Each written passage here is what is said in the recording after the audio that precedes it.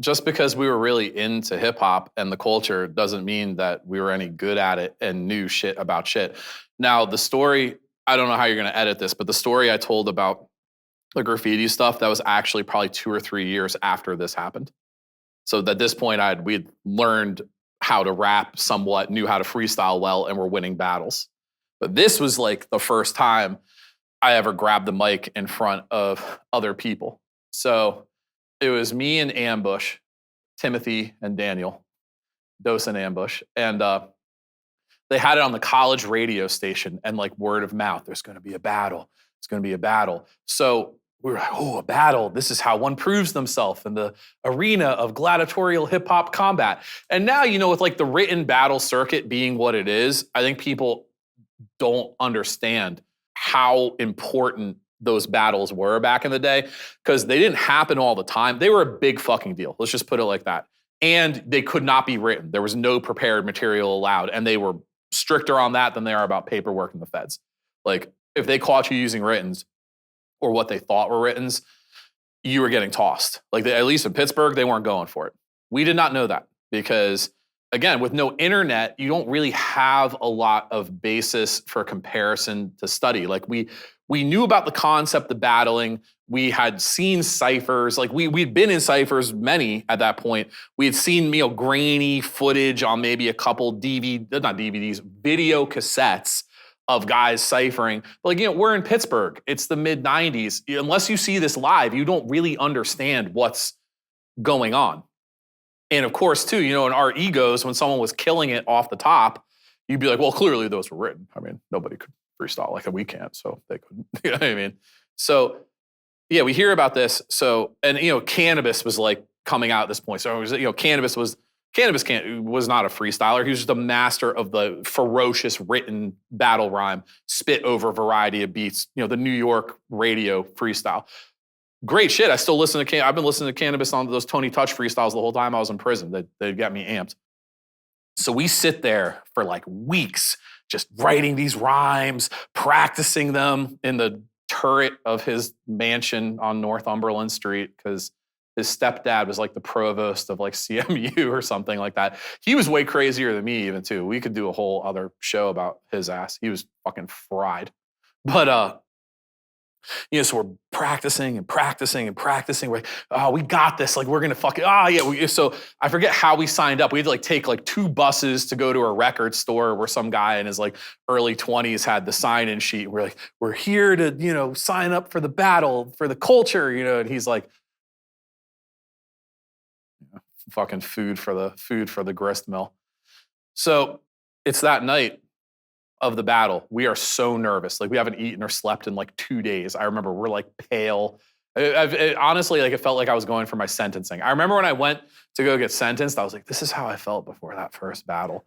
Just woeful. I felt like something was off woefully. We had like our like we had like weird loose leaf sheets like stuffed in our giant fucking cargo pants and stuff. Like, we're all high as shit, smoking terrible weed, like riding around the buses. We're like, yeah, we got this. We got this. We get to Oakland, the college neighborhood. It's a guy in his early 20s named Justin Strong, who was a pivotal part of the Pittsburgh hip hop scene because he established the venue, the Shadow Lounge. This was pre-Shadow Lounge. So this is ancient history. Got to be 30 plus years ago, probably now, almost 30 years ago.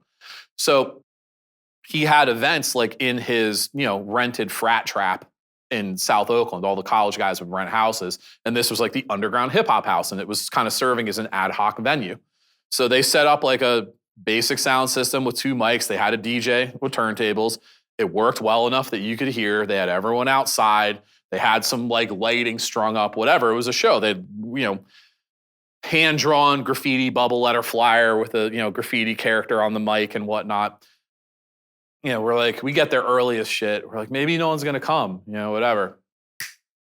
7 million people are there, a couple hours. Like, everyone we have ever known in our lives, every girl we have ever talked to. I was like, wait, how'd you come here from New York City? Oh, I'm just looking at colleges. You're here? Are you a rapper? Like, I'm like, oh my, me and him are looking at each other like, oh, bro. Like, so there's this guy who's there. So we watch the actual combat commence. We don't know when we're going to go. And we're like, I'm sorry. We're so earnest. You know what I mean? We're these like little 130-pound, we thought we were grown ass men because we were on bullshit and doing stupid stuff and committing petty trouble and fist fighting and tagging and shit. We're fucking little privileged, spoiled, rich boys. But to us, this was so weighty and momentous. It felt like we were in a trench, you know what I mean, with those little helmets on and artillery going. And he's like, we're like, look at each other like, if I have to battle you, I won't hold back. He's like, I won't either. Like hand on the back of the head. Oh my God, this is so funny. Touching, but funny.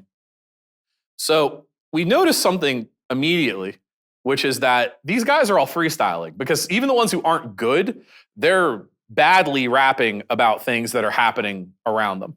Another thing we noticed is that the crowd is very participatory, like Apollo theater participatory.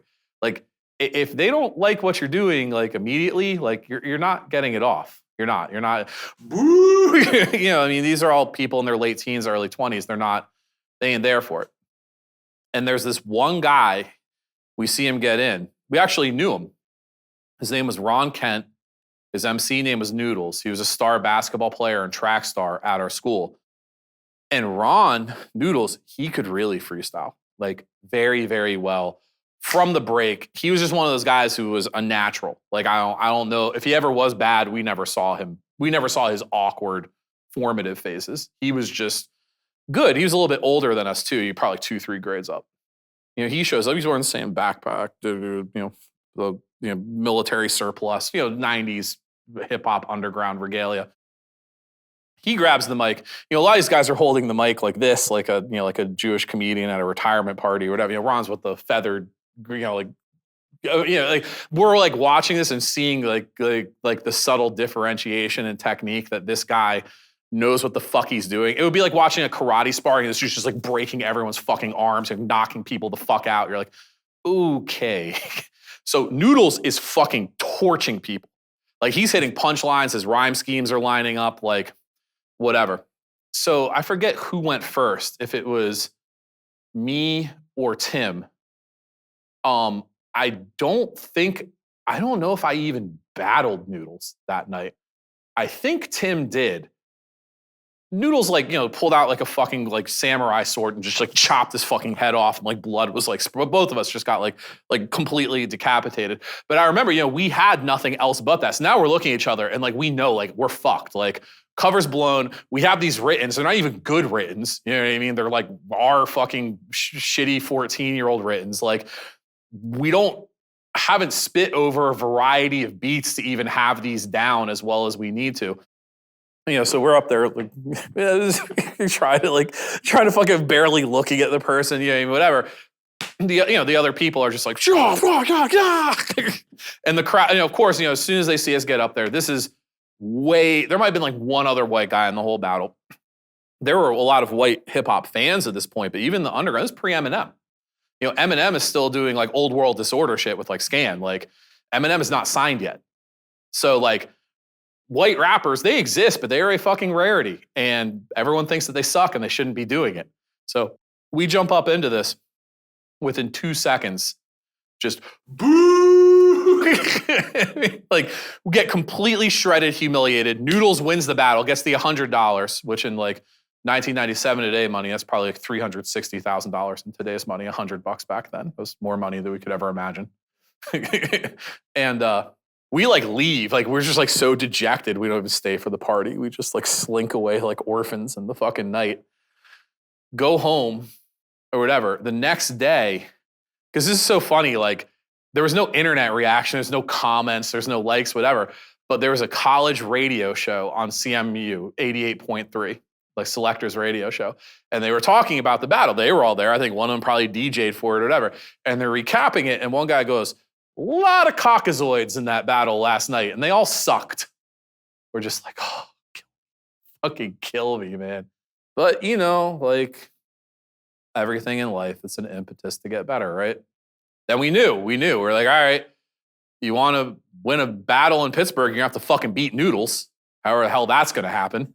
And you have to freestyle about everything. So we have to just start freestyling all the time and start trying to find other people who can freestyle. Like the written shit, we write songs for the studio, but the written shit's dead. We freestyle From now on, that's all we do. Freestyle, freestyle, freestyle. Everything has to be off the top of the dome.